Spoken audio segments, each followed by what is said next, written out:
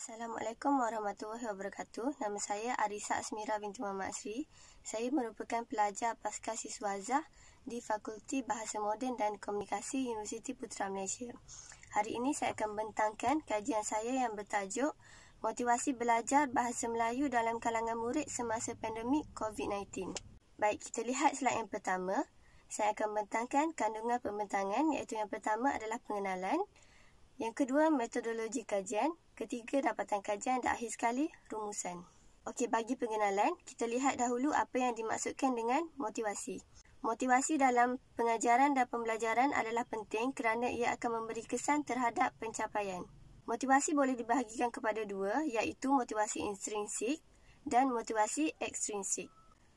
Murid-murid dikatakan mempunyai motivasi intrinsik apabila bersedia untuk belajar secara rela hati, manakala bagi motivasi ekstrinsik pula, murid didorong oleh sesuatu ganjaran atau mengelak daripada denda yang memaksa mereka untuk belajar. Menurut Ramlan Jantan dan Mahani Razali 2002 pula, motivasi ekstrinsik adalah berpunca daripada luaran dan berkait rapat dengan pengukuhan.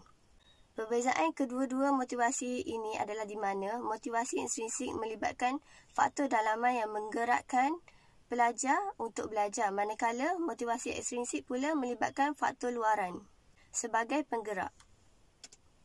Okey, seterusnya kita lihat kepada motivasi belajar. Apa yang dimaksudkan dengan motivasi belajar? Motivasi belajar lebih kepada pengalaman kognitif, iaitu kebolehan murid-murid untuk menggunakan serta mengaitkan maklumat dengan pengetahuan semasa. Motivasi belajar berkait rapat dengan keinginan murid-murid untuk turut serta dalam proses pembelajaran. Seterusnya, motivasi belajar sebagai kualiti keterlibatan kognitif murid-murid dalam proses pembelajaran yang membantu mereka memahami keperluan sesuatu pembelajaran. Dan akhir sekali, murid-murid yang mempunyai motivasi belajar mahu berusaha menghargai seronok belajar dan mendapat manfaat daripada pembelajaran yang dijalankan. Motivasi belajar adalah berbeza daripada motivasi intrinsik dan ekstrinsik. Kita lihat kepada slide yang seterusnya. Motivasi belajar dikatakan sebagai masalah utama ketika aktiviti pengajaran dan pembelajaran. Hal ini kerana motivasi berupaya mendorong dan mengarah seseorang serta mengekalkan tingkah laku dalam sesuatu perkara. Motivasi merupakan dorongan di dalam diri seseorang untuk membuat sesuatu dengan semangat, tekun dan kesabaran yang tinggi demi mencapai matlamat dengan cemerlang. Dalam erti kata lain, motivasi merupakan elemen penting untuk menggerakkan berlakunya proses pengajaran dan pembelajaran. Tanpa motivasi, pengajaran dan pembelajaran yang berkesan tidak akan berlaku. Okey, kita lihat slide yang seterusnya. Motivasi belajar Bahasa Melayu. Bahasa Melayu menjadi fokus kajian kerana mata pelajaran ini wajib diambil oleh murid sekolah rendah dan menengah.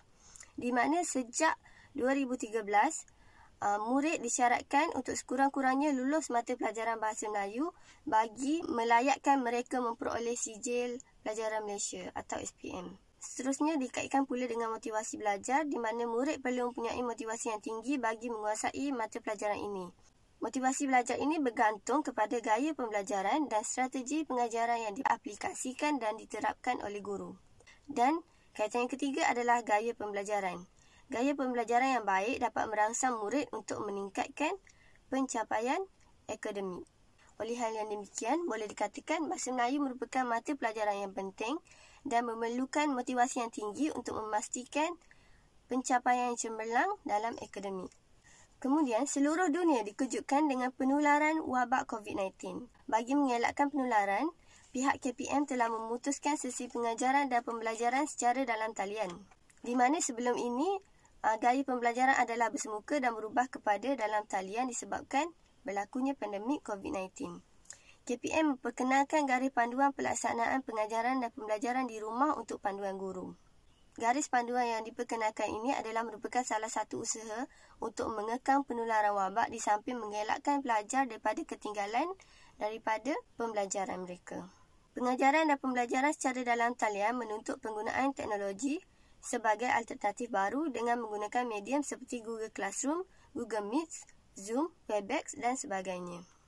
Penggunaan teknologi maklumat dalam bidang pendidikan memudahkan pembelajaran yang lebih berkesan walaupun terdapat beberapa kekangan yang mampu memberi kesan terhadap motivasi belajar. Oleh itu, kekangan-kekangan ini perlu dikenal pasti bagi mengatasi masalah ketinggalan pembelajaran walaupun berlakunya penularan wabak COVID-19. Okey, baik. Seterusnya, metodologi kajian.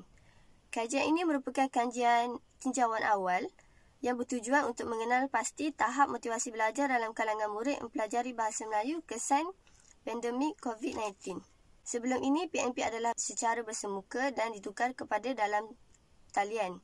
Dan semestinya, gaya pembelajaran yang baru ini memberi kesan terhadap murid dan juga guru. Dan tujuan kajian ini dilakukan adalah untuk melihat sejauh mana perubahan aktiviti pengajaran dan pembelajaran dalam talian mampu memberi kesan terhadap tahap motivasi belajar terutamanya dalam mata pelajaran Bahasa Melayu. Seterusnya, pengukur pemboleh ubah yang digunakan atau instrumen kajian yang digunakan adalah borang soal selidik. Borang soal selidik yang dibangunkan oleh Najibah Abdul Wahid 2014. Soal selidik ini mengandungi 32 item dengan 3 item negatif yang menggunakan skala ordinal jenis Likert di mana menggunakan 5 mata. 1. Sangat tidak setuju. 2. Tidak setuju. 3. Neutral. 4. Setuju. Dan 5. Sangat setuju. Alat ukur motivasi belajar ini mempunyai nilai kebolehpercayaan yang tinggi iaitu 0.91 di mana nilai ini adalah sesuai digunakan untuk mengukur pemboleh ubah motivasi belajar dalam kalangan murid tingkatan 2 terhadap aspek kemahiran mengarang Bahasa Melayu. Kemudian, sampel kajian adalah melibatkan 63 orang murid tingkatan 2 di sekolah di kawasan Johor dan pemilihan sampel kajian adalah secara bertujuan di mana kesemua sampel yang berada dalam kedua-dua kelas diajar oleh guru yang sama dipilih sebagai sampel. Seterusnya, data dianalisis menggunakan perisian SPSS bagi mendapatkan kekerapan peratusan min dan sisihan piawai. Okey, kita lihat kepada dapatan kajian yang pertama. Sampel kajian dibahagikan mengikut jantina iaitu lelaki lebih daripada separuh iaitu sebanyak 50.8% dan perempuan 49.2%. Seterusnya, sampel kajian mengikut bangsa di mana Melayu mempunyai nilai yang paling tinggi iaitu sebanyak 52.4%, diikuti dengan Cina 28.6%, India 15.9% dan akhir sekali lain-lain 3.2%. Okey, kita lihat kepada dapatan kajian. Dapatan kajian ini adalah berdasarkan pernyataan dalam soal selidik. Nilai min dan sisihan piawai yang dianalisis dibagikan kepada 3 tahap iaitu tinggi, sederhana dan rendah. Kita lihat kepada pernyataan yang pertama. Didapati bahawa murid-murid masih yakin terhadap kepentingan mempelajari Bahasa Melayu kerana mempunyai nilai min yang tinggi iaitu sebanyak 4.17 dan mereka masih menganggap Bahasa Melayu adalah berguna untuk dipelajari.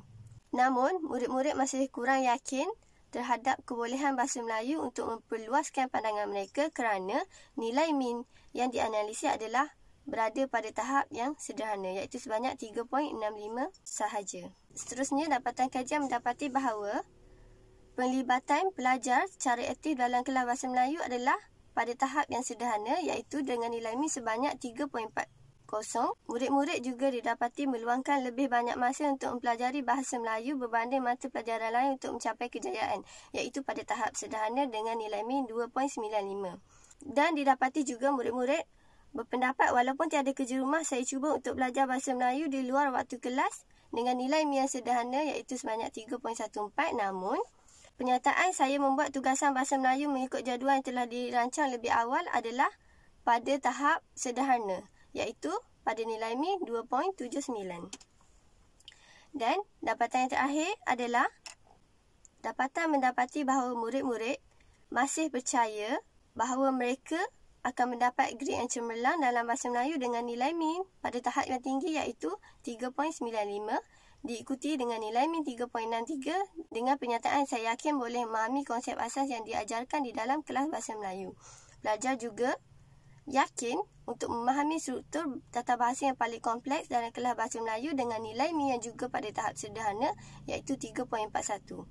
Namun, didapati bahawa pelajar kurang pasti untuk memahami perkara atau bahan yang paling sukar dalam kelas Bahasa Melayu kerana nilai min berada pada tahap yang sederhana iaitu 3.29. Okey, baik. Bagi rumusan dapatan kajian ini, didapati bahawa dapatan kajian menunjukkan bahawa tahap motivasi belajar dalam kalangan murid tingkatan 2 mempelajari Bahasa Melayu berada pada tahap sederhana dengan nilai min 3.57 dan sisihan piawai 0.53. 13 item mencatatkan tahap motivasi tinggi dan 19 item mencatatkan menyebabkan tahap motivasi sederhana. Julat nilai Mi yang dicatatkan pula antara 4.19 hingga 2.73. Dapat disimpulkan bahawa pandemik COVID-19 telah memberi kesan terhadap motivasi belajar. Kekangan pembelajaran dalam talian sedikit sebanyak telah mempengaruhi motivasi belajar mereka, di mana kekangan ini adalah seperti campaian internet yang melibatkan faktor geografi seperti bagi pelajar yang tinggal di kawasan pedalaman, kampung, berbukit dan sebagainya. Campaian internet juga melibatkan faktor sosioekonomi, di mana mereka tidak mampu membeli campaian internet yang berkelajuan tinggi disebabkan faktor sosioekonomi keluarga. Akhir sekali, bagi mengatasi masalah ini, berbagai aspek perlu diambil perhatian termasuklah gaya pembelajaran norma baharu semasa pandemik. Sekian daripada saya. Terima kasih. Assalamualaikum warahmatullahi wabarakatuh.